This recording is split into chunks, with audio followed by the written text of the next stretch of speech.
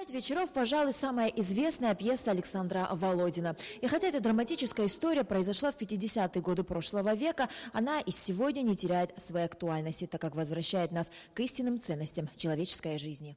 «Пять вечеров» – это трогательная и смешная история любви мужчины и женщины на фоне петербургских пейзажей. Всего 5 вечеров провели вместе главные герои пьесы. Однако этого оказалось достаточно для того, чтобы забытая любовь вспыхнула с новой силой.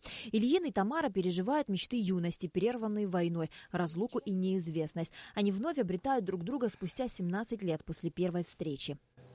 Я вот что пришел сказать. Если я не ошибаюсь, вам тут взбрело в голову, что я, так сказать, неудачник. Увы, я лично этого не нахожу.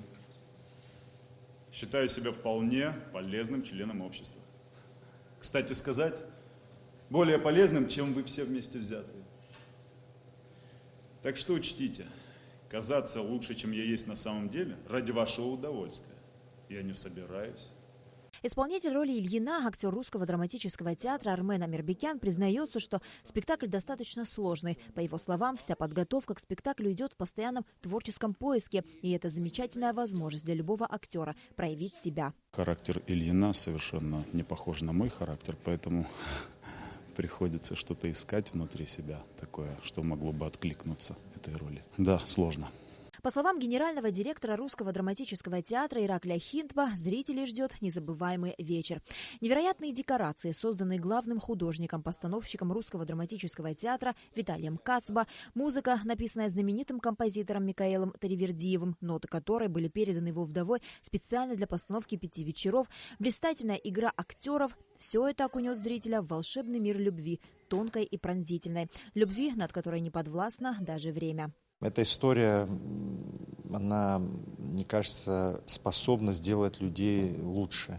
Те, кто посмотрит этот спектакль, они почувствуют какие-то, мне кажется, положительные изменения в своем душевном состоянии. Это очень важно. Спектакль «Как 5 вечеров» можно везти куда угодно, в Москву, в Санкт-Петербург, в другие города, и нигде не будет стыдно. Это будет очень хорошо, и это будет всегда иметь успех. Я очень рад, что здесь, в Абхазии, можно нашему зрителю увидеть такого рода спектакль. Руководство драматического театра пригласило профессионального художника по свету из Москвы, так как атмосфера, которую создает свет на сцене, крайне важна.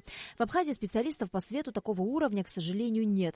Режиссер-постановщик спектакля Антон Киселюс, молодой, но уже достаточно востребованный режиссер из Эстонии.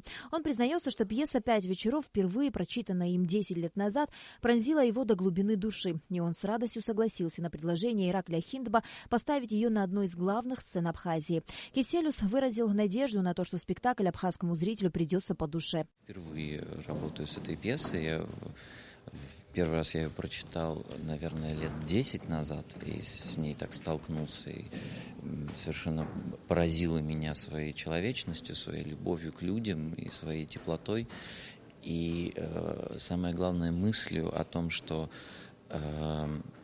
не может не быть, любовь не может не быть. Вот так вот. И не может не быть счастья, не может не быть. Главное, чтобы не было войны.